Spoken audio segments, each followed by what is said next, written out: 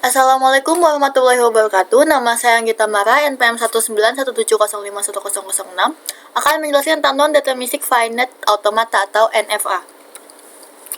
Nah, di sini NFA itu adalah salah satu bagian dari automata berhingga atau final state automata atau FSA. Pada non-deterministic finite automata dimungkinkan satu simbol menimbulkan transisi ke lebih dari satu kondisi dan memberikan beberapa kemungkinan gerakan sehingga keluarannya tidak dapat dipastikan.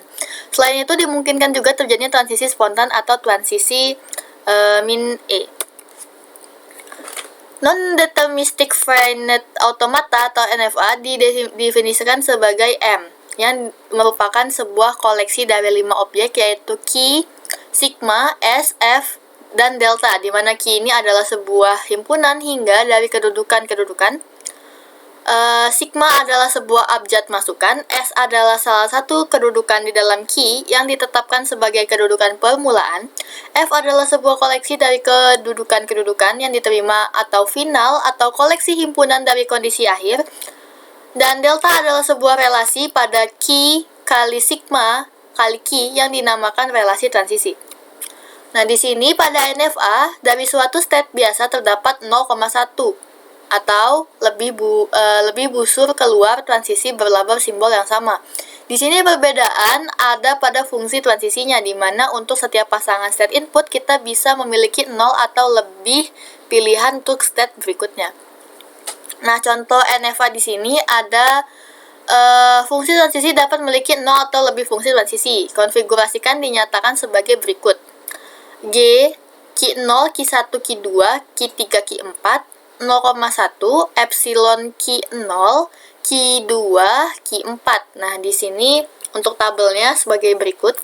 Jadi dari Q0, contohnya, Q0 dia pertama untuk 0 itu ke Q0 dan ke 3. Jadi di sini Q0, 0 ke Q3 juga ke dirinya sendiri, ke Q0. Lalu untuk 1 dia ke Q0 dan Q1.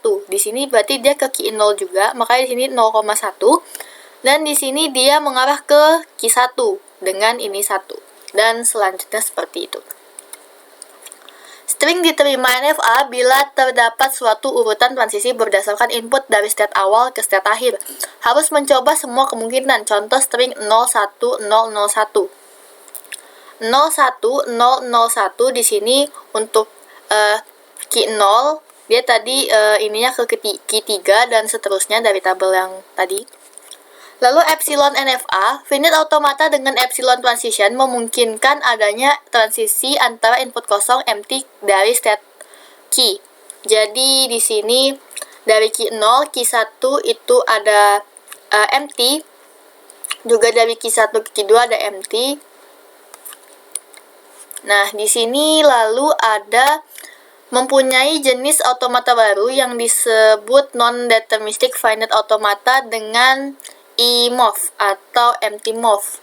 Di sini bisa dianggap sebagai empty. Pada non-deterministic finite automata dengan E-morph atau transisi E, diperbolehkan merubah state tanpa membaca input. Disebut dengan transisi E karena tidak bergantung pada suatu input ketika melakukan transisi. Contohnya bisa dilihat pada gambar berikut ini. Jadi di sini dia bisa bergerak ke Q1 walaupun ininya adalah empty. Nah, penjelasannya itu dari Q0 tanpa membaca input dapat berpindah ke Q1. Lalu dari Q1 tanpa membaca input dapat berpindah ke Q2, dan dari Q4 tanpa membaca input dapat berpindah ke Q1. Salah satu kegunaan dari transisi E ini memudahkan kita untuk mengkombinasikan final state automata. Lalu ada E-closure untuk NFA E-morph. Sekarang kita akan menambah suatu pengertian baru yang disebut E-closure. E-closure adalah himpunan state-state yang dapat dicapai dari suatu state tanpa membaca input. Misalkan saja E-closure Q0 sama dengan himpunan-himpunan state-state. Di sini contohnya ada gambar. Nah, dari gambar ini diketahui E-closure untuk setiap state adalah E-closure atau Q0. Dari Q0 ini dia ke Q1, lalu ke Q2 dan ke Q3. Perhatikan pada state yang tidak memiliki transisi E, maka E-closure-nya adalah state itu sendiri. Seperti Q3. Q3 dia tidak kemana-mana, jadi dia ininya ke key closure-nya itu untuk state key 3 aja. Lalu ada equivalency NFA imove ke NFA tanpa imove dari sebuah non-deterministic finite automata. Dengan imove dapat kita peroleh non-deterministic finite automata tanpa imove yang ekivalen. Dalam buku